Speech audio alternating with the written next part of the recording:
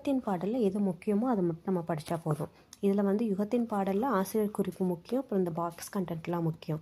ஓகேவா?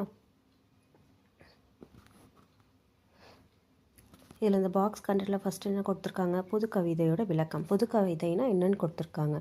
மரபு சார்ந்த செயல்களுள் கட்டுப்பாடுகளில் இருந்து தன்னை விடுவித்து கொண்ட கவிதைகளின் புது கவிதைகள் என்பர். படிப்போரின் ஆழ்மனதில் புது கவிதை ஏற்படும் தாக்கமே முதன்மையானது. இது படிப்போரின் சிந்தனைக்கு ஏற்ப விரிவடையும் பன்முகத்தன்மை கொண்டது. எளியவர்களும் தம் உணர்ச்சிகள் கவிதை வாயிலாக வெளிப்படுத்தும் வாய்ப்பை தந்தது புது கவிதை எனலாம்.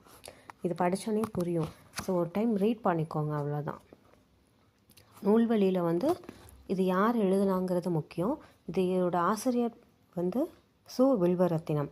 இவர் வந்து எங்கே பிறந்தார், ஃபஸ்ட்டு ஆசிரியர்னு பார்த்தோம்னா அவர் எங்கே பிறந்தாருன்னு பார்ப்போம், எப்போ பிறந்தார், அவங்களோட கவிதைகள் என்னென்ன இருக்குது, அதுதான் முக்கியமாக வரும் ஆசிரியர் குறிப்பில்.